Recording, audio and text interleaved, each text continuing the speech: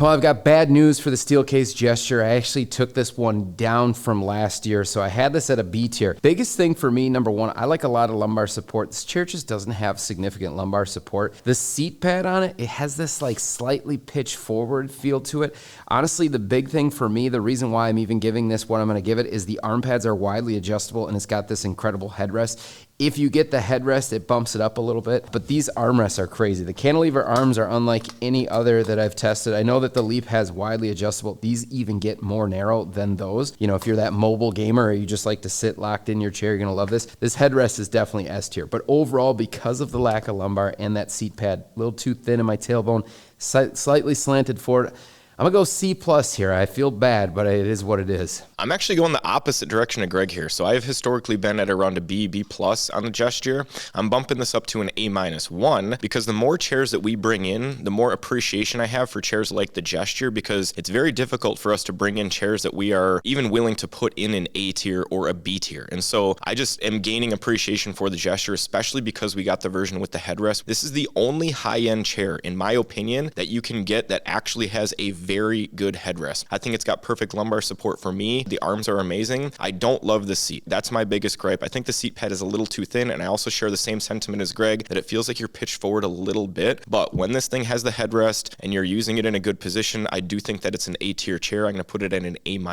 Personally, I just love that headrest. We've had this version for, is it a couple years now? And for me, it really keeps it up there because I would be tempted to bring it down because of that kind of seat sliding issue. And to me, the arms even feel like they're a little bit slanted outward. But now these aren't issues that would be bad enough that like it wouldn't make me want to return the chair. They're not that bad, but they are things that keep it from being higher than that. And again, the headrest brings it up to an A. So that's going to average out to a B. Guitar players, can they use this? Definitely. Yeah, the arms get down super low on it, so if you're playing guitar, this could be a good option.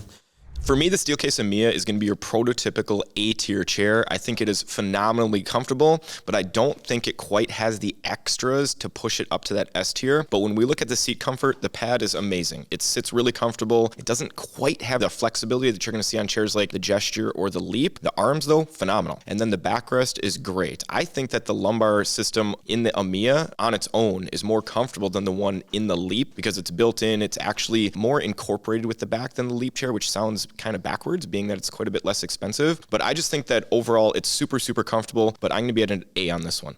I just love the Amia seat, possibly my favorite of any chair out here. The only downside, it's not even really a downside, is I don't like the backrest quite as much as the Leap. So I'm kind of going to reserve that S tier for different chairs later in the list here. But kind of like Ryan said, I mean, the arms are just amazing. That lumbar feels really nice, how it's incorporated in the backrest. Very unique design, whereas the Leap is more like a piece that you can easily take out. So all around, it's an amazing chair. That's why it's going to still be at an A for me. But man, that seat is S tier.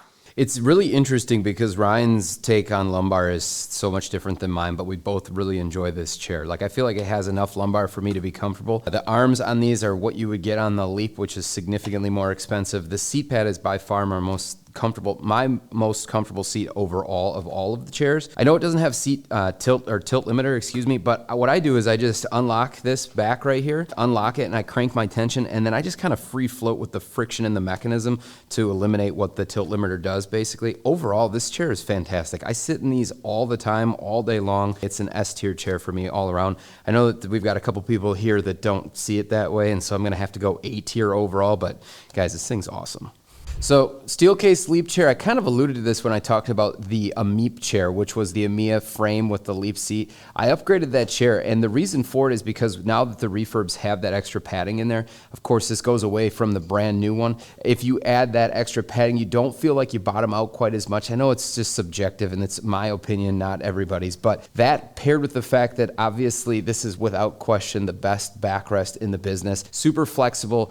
You've got the ability to really do that Russian twist that Ryan likes to do. It's got insanely good lower support. You can adjust and fine tune where it hits your back. You can adjust the depth on the knob here as well. The seat pad is incredibly flexible as well. Because I move around in my chair all the time, this has always been just a really great all-around chair. Adding that extra thickness to the seat pad did it for me, and now we've gotten this thing over. So I'm S tier on this one for the first time ever. Yeah, I'm actually going to bump it up even further than S. We're going S+ on this one, which is the highest rank that I'm willing to give to a chair. For me, this is my unicorn of office chairs, and this chair is why I downgraded the Fern and the Embody to A+, simply because they don't stack up to what this chair offers for me. If I could sit in one chair for the rest of my life, it would be the Leap without question. It's got an S-tier seat, S-tier arms, S-tier backrest, and while I've complained about the recline in the past, I've actually grown to love the recline on the Leap. One thing that I've noticed about chairs like the Aeron and the Embody is that they have such a smooth recline that I just don't get as much stuff done because I'm just moving around in the chair more, whereas the Leap still gives me the same ability to kick back and lounge if I want to. I just don't have that rocking feeling. A lot of people say, how can you give the Leap an S tier if it doesn't have a headrest?